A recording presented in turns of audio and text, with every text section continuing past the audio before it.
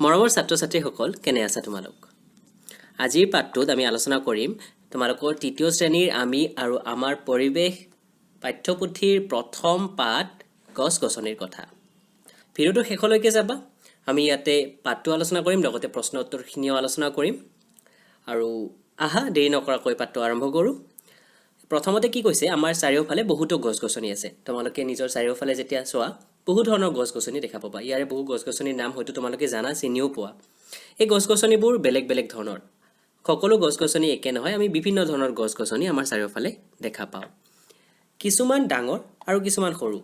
কিছুমান গছ-গছনি ডাঙৰ, কিছুমান সৰু, কিছুমান মাটিত আৰু কিছুমান গছ পানীত হয়। এই গছ-গছনিবোৰেই হৈছে উদ্ভিদ। তো তোমালোকে গম পালা উদ্ভিদ কাক কয়? আমাৰ চাৰিওফালে থকা সকলোবোৰ গছ-গছনিক আমি একেলগে উদ্ভিদ বুলি ক'ব পাৰোঁ। ইয়াতে এখন ছবি দিছে। ইয়াতে আমি বিভিন্ন ধৰণৰ গছ দেখা পাইছোঁ। ইয়াতে কলগছৰ ছবি দেখা পাইছোঁ, ইয়াতে কঁঠাল গছ, ইয়াতে আম গছ, ইয়াতে ৰঙালাও গছ আছে তলত, তাৰপিছত ইয়াতে তামোল গছ ইত্যাদি বিভিন্ন গছৰ ছবি আমি ইয়াতে দেখা পাইছোঁ। লগতে কৈছে ওপৰৰ ছবিত নথকা তুমি জনা আৰু কিছুমান উদ্ভিদৰ নাম কোৱা। সেইখিনি তোমালোকে নিজে মনত কৰি ল'বা। এতিয়া ইয়াত কি কৈছে চোৱা, এজোপা আম আৰু এজোপা লাও গছলৈ মন কৰা। তোমালোকে যদি এজোপা আম গছৰ কথা চিন্তা কৰা আৰু এজোপা লাও গছৰ কথা চিন্তা কৰা, কি পাবা? আমৰ গা গছ টান আৰু শকত। আম গছৰ যিটো গা গছ থাকে সেয়া বহুত টান হয়, শকত হয়, বহুত ওপৰলৈকে ই থিয় হৈ ৰয়। আম গছ এজোপা ডাঙৰ হৈ যোৱাৰ লগে লগে বহু ওপৰলৈ গুচি যায় আৰু ইয়াৰ বয়স বাঢ়ি অহাৰ লগে লগে টান হৈ যায়, শকত হৈ যায়। আনহাতে লাও গছৰ গা গছ কোমল আৰু লেহুকা, ই থিয় হৈ থাকিব নোৱাৰি বগাই যায়। আৰু লাও গছ লেহুকা হয়। আনকি তোমালোকেও নিজে হয়তো ইয়াৰ পাত ছিগি আনিব পাৰিবা মই যদি কওঁ, কিন্তু তোমালোকে আম গছৰ ঠালি এটা ভাঙিবলৈ অসুবিধা হ'ব। পাৰ্থক্যটো নিশ্চয় বুজি পাইছা। আম, জাম, কঁঠাল, শাল, আহঁত আদি গছবোৰ বৰ ডাঙৰ। এই যে আম গছ আছে, জাম, কঁঠাল, শাল, আহঁত ইত্যাদি গছবোৰ বহুত ডাঙৰ হয়। সেইবোৰৰ গা গছ শকত আৰু ডাল পাতেৰে ভৰি থকা।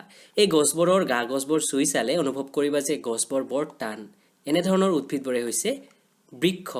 বৃক্ষ বুলি কোৱা হয় এই ডাঙৰ উদ্ভিদবোৰক, যিবোৰৰ গা গছ বহুত টান হয় আৰু বহুত ওখ হয়, বহুত শকত হয়। গতিকে বৃক্ষ কাক কয় আমি বুজি পালোঁ। অসমৰ শাল আৰু চেগুন বৰ মূল্যৱান বৃক্ষ। শাল গছ আৰু চেগুন গছৰ নাম তোমালোকে জানা। বিভিন্ন ধৰণৰ আচবাব পত্ৰ তৈয়াৰ কৰা হয় এই গছৰ পৰা। বহু মূল্যৱান বৃক্ষ এই দুয়োটা। এইবোৰ বৃক্ষৰ পৰা পোৱা কাঠৰ পৰা দৈনন্দিন জীৱনত ব্যৱহাৰ কৰা চকী, মেজ, বেঞ্চ, ঘৰৰ দুৱাৰ, খিৰিকী আদি সজা হয়। এই কাঠবোৰ অসমৰ পৰা বাহিৰলৈও পঠোৱা হয়। তোমালোকৰ ঘৰৰ কি কি বস্তু কাঠেৰে তৈয়াৰী সেইবিলাকৰ নামবোৰ কোৱা। তোমালোকে নিজে চোৱা, এতিয়া যিহেতু ঘৰত আছা, ঘৰৰ পৰা এইটো ভিডিঅ' চাই আছা, তোমালোকে চোৱা তোমালোকৰ ঘৰৰ মেজবোৰ, চকী, বিচনা, ঘৰৰ খিৰিকী, দৰ্জা আদি দেখিবা সেইখিনি কাঠেৰে তৈয়াৰ কৰা। অসম চাহ খেতিৰ বাবে বিখ্যাত। তোমালোকে কেতিয়াবা চাহ বাগান দেখিছানে? তোমালোকৰ মাজৰ হয়তো বহুতেই গৈছে, আৰু যদি এতিয়ালৈকে যোৱা নাই হয়তো কেতিয়াবা নিশ্চয় যাবা, নিশ্চয় চাবা চাহ বাগান যি আছে। তো কি কৈছে চোৱা, চাহ গছবোৰ চাপৰ আৰু জোপোহা। এয়া চোৱা চাহ গছবোৰ কেনেধৰণৰ হয়, মই ছবি দিছোঁ। চাপৰ হয় আৰু জোপোহা হয়, চুটি চাপৰ, মানুহতকৈও চাপৰ হয়, কাৰণ মানুহে সেই তাৰে কোমলীয়া পাতবোৰ যিহেতু ছিগিব লাগে, একদম চাপৰ হয় চাহ গছবোৰ। তোমালোকে সচৰাচৰ দেখি থকা গোলাপ, তগৰ, জেতুকা, জবা, ডালিম আদি গছবোৰো চাপৰ আৰু জোপোহা। গোলাপ ফুলৰ গছ চাপৰ হয়, তগৰ ফুল, জেতুকাৰ গছ, জবা, ডালিম এইবোৰ সাধাৰণতে চাপৰ হয় আৰু জোপোহা হয়। এই চাপৰ আৰু জোপোহা গছবোৰে হৈছে গুল্ম। গতিকে এনেধৰণৰ যিবোৰ গছ আছে চাপৰ আৰু জোপোহা গছ, সেইবোৰক আমি কি বুলি জানো? গুল্ম বুলি জানো। জিকা, ভোল, লাও, কোমোৰা, তিয়হ আদি গছৰ বাবে বাঁহৰ চাং সাজি দিয়া নিশ্চয় মন কৰিছা। আৰু এইটো সময়তেই আটাইবোৰ পাচলি হয়। জিকা, ভোল, লাও, কোমোৰা, এতিয়া হয় তিয়হ, এতিয়া হয় পটল হয়। এই উদ্ভিদবোৰ নিজে নিজে ওপৰলৈ উঠি যাব নোৱাৰে, আশ্ৰয় লাগে। তাৰ বাবে কি কৰা হয়? বাঁহৰ চাং সাজি দিয়ে। কেতিয়াবা ভাবি চাইছানে বাঁহৰ চাঙৰ প্ৰয়োজন কিয়? এই উদ্ভিদবোৰ কোমল আৰু লেহুকা, একেবাৰে কোমল আৰু লেহুকা, যাৰ বাবে ইহঁত কি বগাই যায়, বগাই যায়। বগাবৰ বাবে চাং সাজি দিয়া হয়। তাৰে কিছুমান আকৌ আন গছত বগাই যায়, যেনে পাণ, জালুক, পিপলি আদি। পাণ গছ আকৌ বেলেগ গছত, তামোল গছত বগাই যোৱা আমি দেখা পাওঁ। কিছুমানে আকৌ মাটিতো বগায়, যেনে ৰঙালাও, তৰমুজ আদি। এইবোৰ আকৌ মাটিতেই বগাই যায়। ৰঙালাওৰ গছ চাবা মাটিতে বহুত ঠাই আগুৰি বিয়পি পৰে আৰু তাতে ফলবোৰ হয়। এনেদৰে বগাই যোৱা উদ্ভিদবোৰে হৈছে লতা জাতীয় উদ্ভিদ। ইয়াতে ছবি দিছে লাওৰ ছবি। আমি তিনি ধৰণৰ উদ্ভিদ জানিলোঁ, বৃক্ষ, গুল্ম আৰু লতা। আৰু এবিধ আছে, সেয়া হৈছে কি তৃণজাতীয় উদ্ভিদ। কি কৈছে, দুবৰি বন, ঘাঁহ, ধান আদি উদ্ভিদ বৰ সৰু আৰু গা গছবোৰ কোমল। এই যে দুবৰি বন যিটো থাকে, ঘাঁহ আমাৰ চাৰিওফালে থাকে, ধান এইবোৰ সৰু হয় গা গছবোৰ আৰু কোমল হয় একেবাৰে। তেনেদৰে ভিন ভিন শাকবিলাকৰ গা গছবোৰ কোমল। আকৌ শাক আমি যে খাওঁ, পালেং শাক, লাই শাক ইত্যাদি বিভিন্ন শাকবোৰ, সেইবোৰৰো গা গছবোৰ কোমল হয়। কিছুমানৰ আকৌ গা গছ ফোপোলা, যেনে বাঁহ। বাঁহ কিন্তু বৃক্ষ বা বেলেগ ধৰণৰ উদ্ভিদত নপৰে। তোমালোকে মন কৰিবা, বাঁহ তৃণজাতীয় উদ্ভিদ। এইবোৰেই হৈছে তৃণজাতীয় উদ্ভিদ। বাঁহ আটাইতকৈ ডাঙৰ তৃণজাতীয় উদ্ভিদ। গছ গছনি আমাৰ বহুতো কামত লাগে। গছৰ পৰা আমি ফুল, ফল মূল, শস্য, খৰি, ঘৰ সজা সামগ্ৰী যেনে কাঠৰ তক্তা, বাটাম আদি পাওঁ। কাঠেৰে আমি চকী মেজকে ধৰি নানা ধৰণৰ আচবাব তৈয়াৰ কৰি লওঁ। আমাক গছ গছনি বিভিন্ন কামত লাগে। তাকে কৈছে, আমি ফুল পাওঁ, ফল মূল পাওঁ, শস্য পাওঁ, খৰি, ঘৰ সজা সামগ্ৰী পাওঁ। আমি চকী মেজ তৈয়াৰ কৰি ল'ব পাৰোঁ কাঠৰ পৰাই। পিন্ধা কাপোৰো গছৰ পৰা পোৱা আঁহ যেনে কপাহৰ আঁহৰ পৰা প্ৰস্তুত কৰা হয়। আনকি আমি পিন্ধি থকা কাপোৰযোৰো গছৰ পৰাই আহিছে। গছৰ পৰা ডাইৰেক্টলি অহা নাই, আমি গছৰ ছাল পিন্ধি থকা নাই, কিন্তু আমি কি পিন্ধিছোঁ, গছৰ পৰা কপাহৰ আঁহৰ পৰা প্ৰস্তুত কৰা সূতাৰে যি কাপোৰ তৈয়াৰ কৰিছে তাকে আমি পিন্ধিছোঁ। ঔষধ আৰু সুগন্ধি দ্ৰব্য গছৰ পৰা পোৱা যায়। বিভিন্ন ঔষধ আৰু সুগন্ধি দ্ৰব্য, বিভিন্ন ধৰণৰ চেণ্ট গছৰ পৰাই তৈয়াৰ কৰে। গছত ফুলা ফুলবোৰো আমাৰ বিভিন্ন কামত লাগে। কি কি কামত লাগে? আমি মালা সাজিব পাৰোঁ, আমি পূজাত ব্যৱহাৰ কৰোঁ। গছে ছাঁ দিয়া ঠাইখন শীতল কৰি ৰাখে, আৰু সেই কথাও আমি পাহৰিব নালাগিব। গছৰ তলত কিমান ধুনীয়া লাগে। গৰমৰ সময়ত গছৰ তলত বহিবাচোন। আমাৰ প্ৰয়োজন হোৱা বায়ু গছ গছনিয়ে নিৰ্মল কৰি ৰাখে। আমাৰ প্ৰয়োজন হোৱা বায়ু গছ গছনিয়ে পৰিষ্কাৰ কৰি ৰাখে। আনকি আমি অক্সিজেন গেছ আমাৰ উশাহত গ্ৰহণ কৰোঁ, সেয়াও গছ গছনিয়ে প্ৰদান কৰে।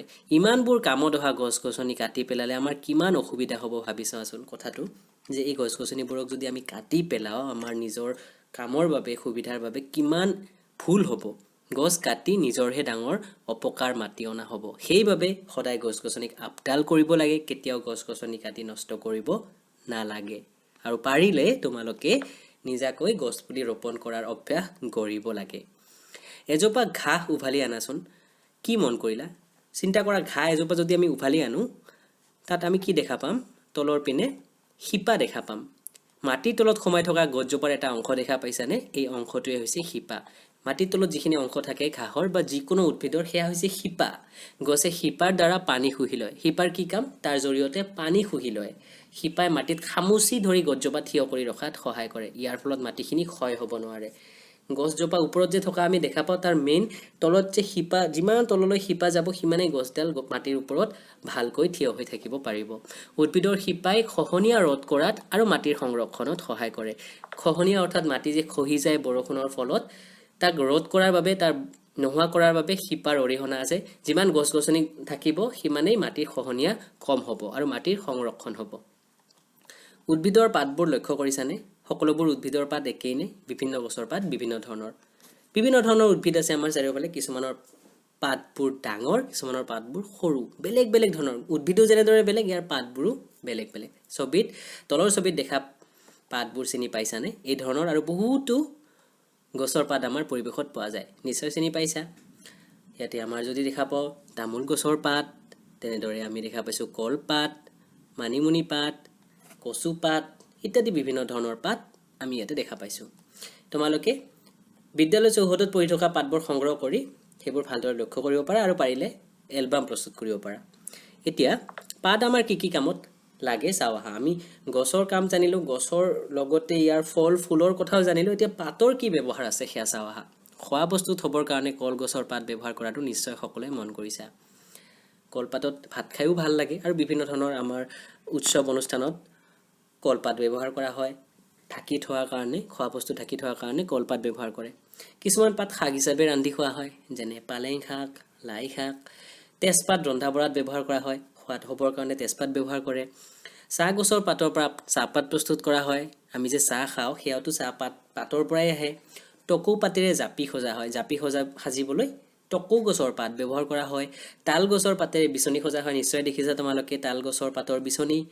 তাৰপিছত কৈছে তুলসী, দুবৰি বন, নিমপাত ঔষধ হিচাপে ব্যৱহাৰ কৰা হয়। বিৰাটেই অতি দৰকাৰী ঔষধি উদ্ভিদ হৈছে তুলসী, দুবৰি বন, নিমপাত। এইবোৰ ঔষধ হিচাপে ব্যৱহাৰ কৰা হয়। চিত্ৰনলা গছৰ পাতৰ পৰা তেল উলিওৱা হয় এই তেল বেলেগ বেলেগ কামৰ বাবে লাগে আকৌ চিত্ৰনলা গছৰ পৰা তেল উলিওৱা হয় এই তেল বিভিন্ন ধৰণৰ কামত লাগে ঘৰ দুৱাৰ পৰিষ্কাৰ কৰি ৰখাৰ বাবেও এই তেল ব্যৱহাৰ কৰা হয় এতিয়া পাঠটো প্ৰায় শেষৰ ফালে আহিছে তোমালোকে অকণমান কাম কৰিব লাগিব কিতাপত সেইখিনি ভালদৰে দিয়া আছে তোমালোকে এইখিনি কৰি ল'বা ক্ৰিয়াকলাপ আমি পুনে পুনে অনুশীলনীলৈ আগবাঢ়িছোঁ অনুশীলনীত ইয়াতে 6টা প্ৰশ্ন আছে তাৰ উত্তৰ আমি কৰিছোঁ সেইখিনি তোমালোকৰ সৈতে শ্বেয়াৰ কৰিম ভিডিঅ'টোৰ শেষত তাৰ পূৰ্বে আমি ক অংশৰ লগত খ অংশ মিলোৱা প্ৰশ্নখিনিৰ উত্তৰ কৰি লওঁ সো কি হ'ব চিত্ৰনলা গছৰ পৰা তেল উলিওৱা হয় তেজপাত ৰন্ধা বঢ়া কামত ব্যৱহাৰ কৰা হয় চাহ গছৰ পাতৰ পৰা চাহপাত প্ৰস্তুত কৰা হয় নিম গছৰ পাত কীটনাশক হিচাপে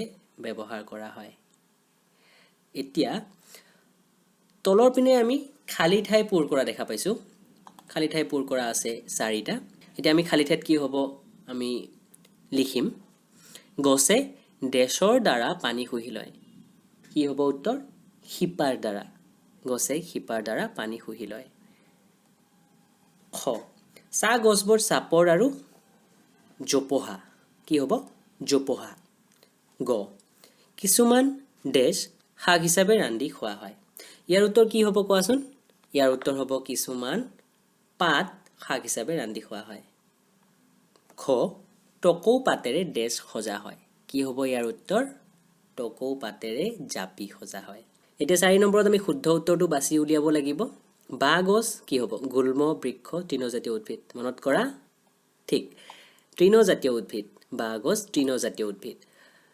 গুল্মজাতীয় উদ্ভিদ বৃক্ষতকৈ সৰু ডাঙৰ সৰু হ'ব কাৰণ বৃক্ষ আটাইতকৈ ডাঙৰ হয় বৃক্ষতকৈ ডাঙৰ উদ্ভিদ নাই বাকিবোৰ উদ্ভিদ বৃক্ষতকৈ সৰুৱে হয় বৃক্ষজাতীয় উদ্ভিদৰ গা গছ টান হয় নে কোমল হয় টান আৰু ঘন প্ৰশ্ন হৈছে তাল আম নিম গছৰ পাতেৰে বিচনী সজা হয় কি হ'ব ইয়াৰ উত্তৰ তাল গছৰ পাতেৰে বিচনী সজা হয় এতিয়া 3টা প্ৰশ্ন আছে এটাকৈ পাৰ্থক্য লিখিব লাগে বৃক্ষ আৰু গুল্মৰ মাজত পাৰ্থক্য বাঁহ গছ আৰু আম গছৰ মাজত পাৰ্থক্য লতা আৰু তৃণৰ মাজত পাৰ্থক্য আশা কৰিছোঁ তোমালোকে এইখিনিৰ উত্তৰ নিজাকে ঘৰত কৰিব পাৰিবা বৃক্ষ আৰু গুল্মৰ মাজত পাৰ্থক্য কি আছে তোমালোকে যেহেতু গম পালা বৃক্ষ কাক কোৱা হয় গুল্ম কাক কোৱা হয় বা বাঁহ গছ আৰু আম গছৰ মাজত পাৰ্থক্য তোমালোকে নিজে অকণমান চিন্তা কৰি লিখিবলৈ চেষ্টা কৰিবা মই পৰৱৰ্তী সময়ত এইটো ভিডিঅ'ৰ ডেছক্ৰিপশ্যনত উত্তৰখিনি দি দিম এতিয়া